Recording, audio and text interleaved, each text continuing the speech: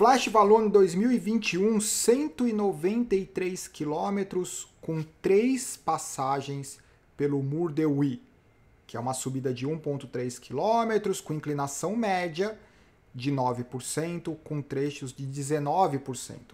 Geralmente a prova é definida no Mur de Huy, porque geralmente a prova acaba no Mur de Huy. Mas a gente precisa levar em consideração também todas as outras subidas, os momentos estratégicos e as outras 2 vezes que os ciclistas passam pelo Mur de Huy. Ou seja, na verdade, eles passam 3 vezes pelo Mur de Huy, entre as outras subidas que estão espalhadas ao longo dos quase 200 quilômetros. Antes de mostrar um pouco das imagens, literalmente o vídeo, o resumo, eu separei, como sempre, algumas imagens que eu acho que são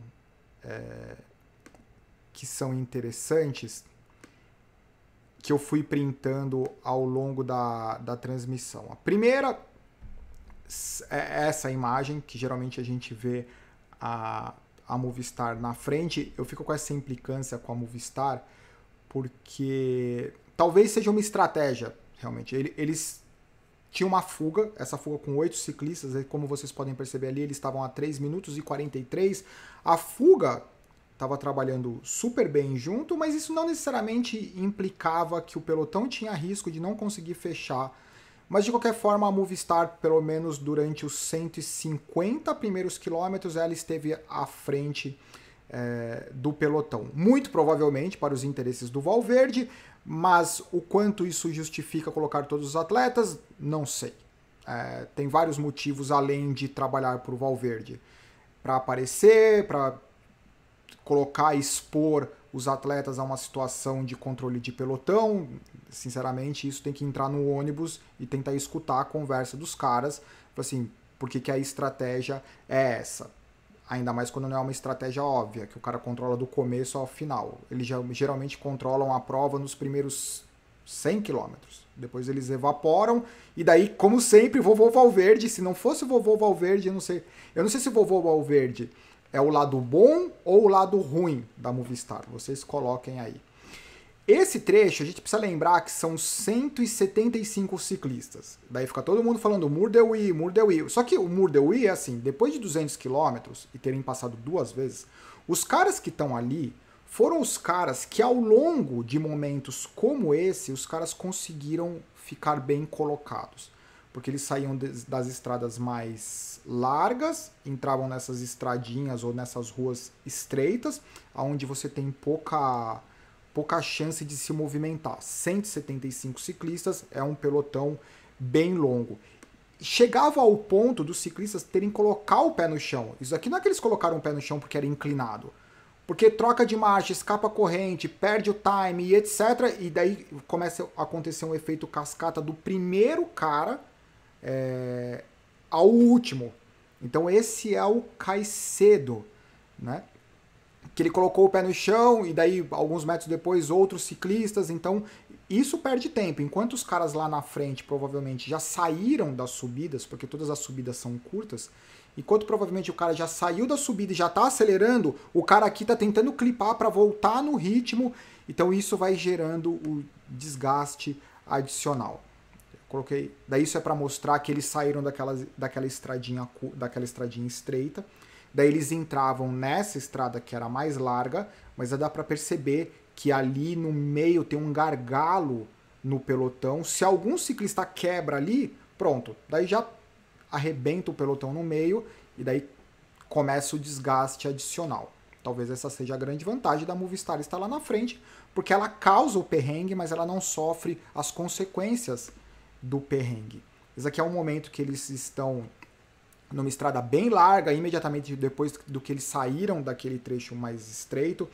É uma pena que eu não tenho todas as imagens, mas aqui os caras estavam forçando e com uma cara relativamente tranquila. O rabo do pelotão começou a esfarelar o pelotão. Essa é a diferença dos super gregários, né, e talvez dos ciclistas que ficam sofrendo no rabo do pelotão.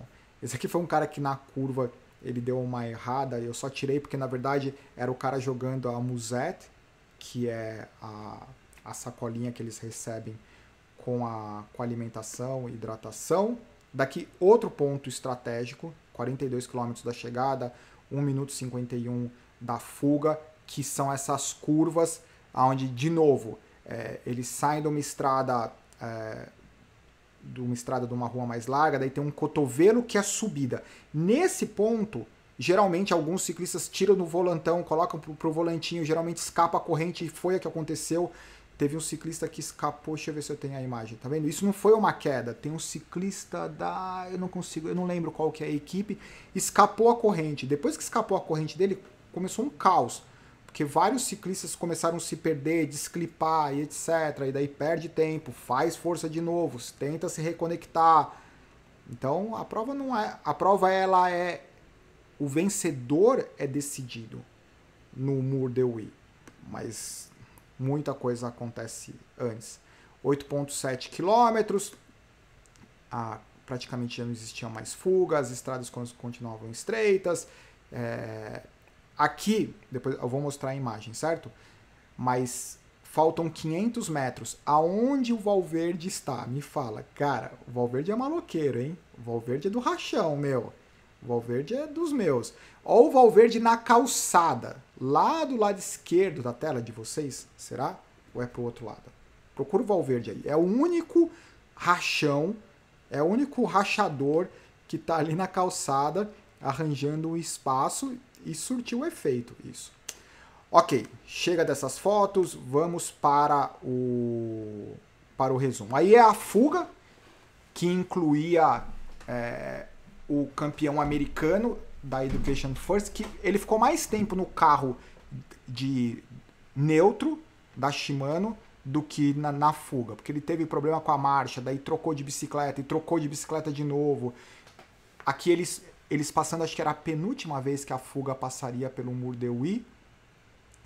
Os ciclistas da fuga sendo neutralizados. Aí foi o momento que o Pidcock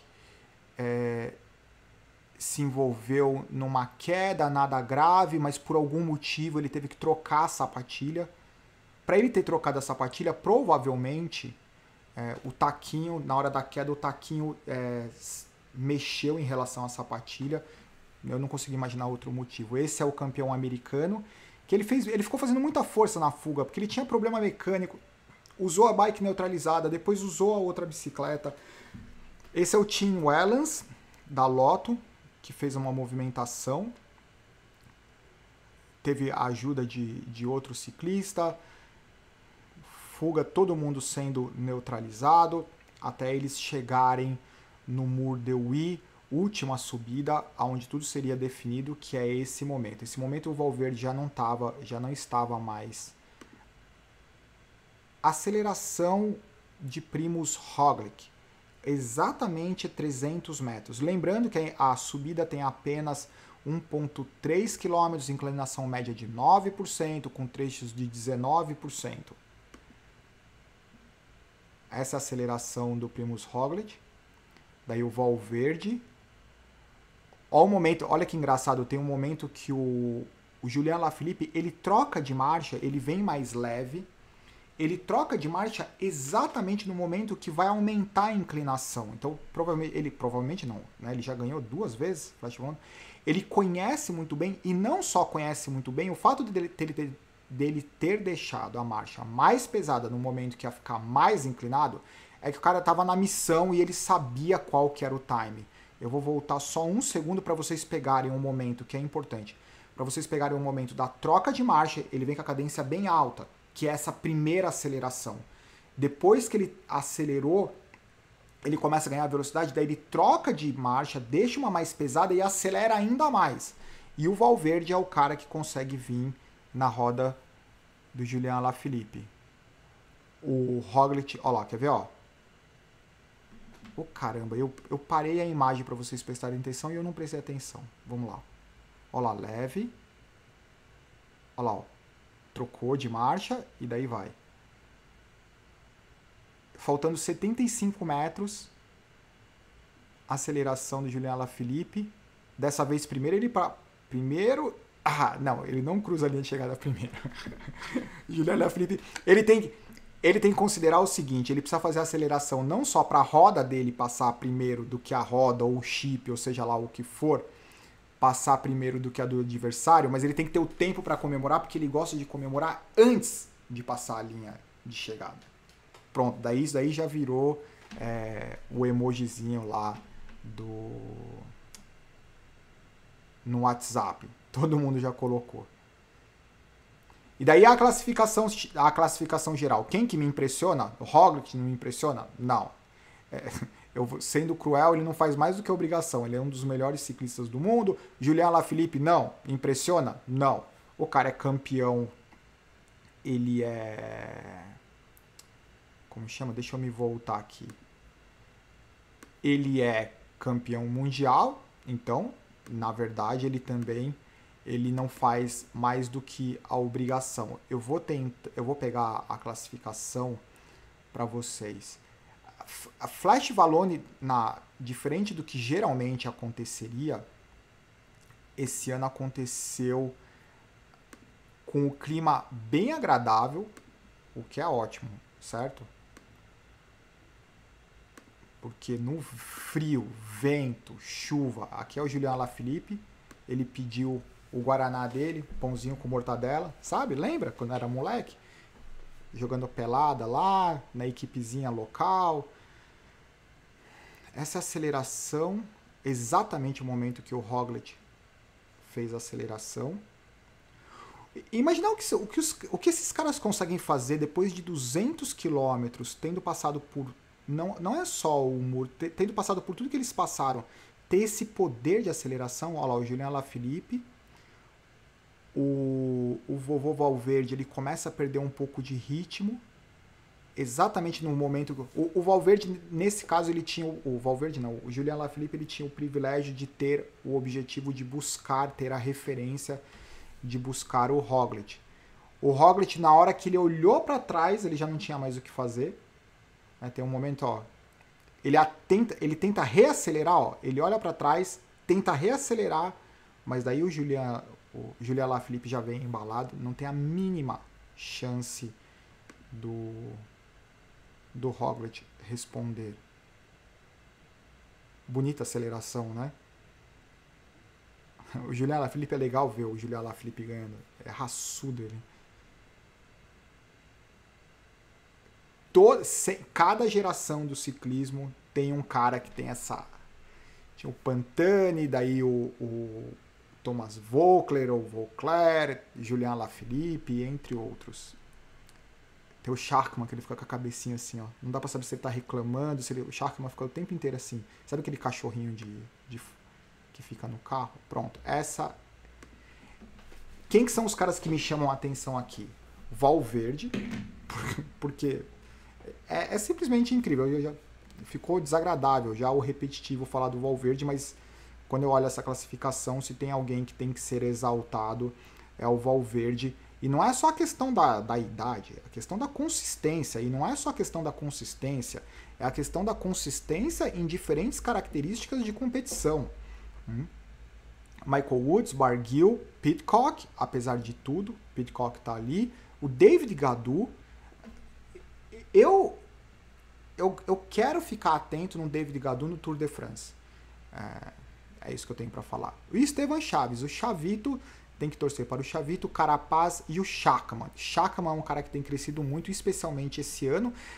O Carapaz, eu comentei, eu acho que talvez essa transferência para o Carapaz na Ineos, só feeling, absolutamente feeling, que foi o comentário que eu fiz. Sabe quando você percebe que o cara ele muda de equipe e dá uma apagada?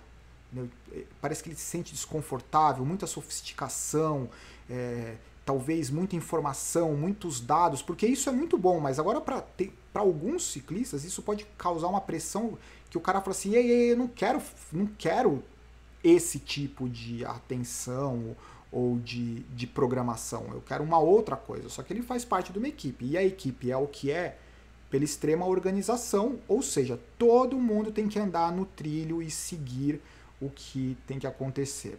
Porque ele saiu do Giro de Itália como campeão e eu nunca imaginei, quer dizer, Talvez ele nunca tenha imaginado que ele chegaria na Ineos e seria apenas mais um ciclista, porque dentro da Ineos é isso que acontece, né? Ele não é o primeiro equatoriano a ganhar o Giro de Itália, o cara que ganhou o Giro de Itália, não. Lá dentro da equipe ele é apenas mais um. Quando você olha todos os nomes, toda a perspectiva e qual é o futuro de determinados atletas como o Pidcock, ele passa a ser mais um. Então, para ele foi um momento que eu acho que causou algum desequilíbrio de ser um cara fenomenal, ser um cara histórico para ele, para o país, para o ciclismo, de ser isso para uma contratação que colocou ele na gaveta dos caras normais. Caso vocês discordem, por favor, né? Isso aqui é um bate-papo justamente para que vocês tenham a liberdade de discordar e comentar. Eu acho que é isso. Abraço, tchau.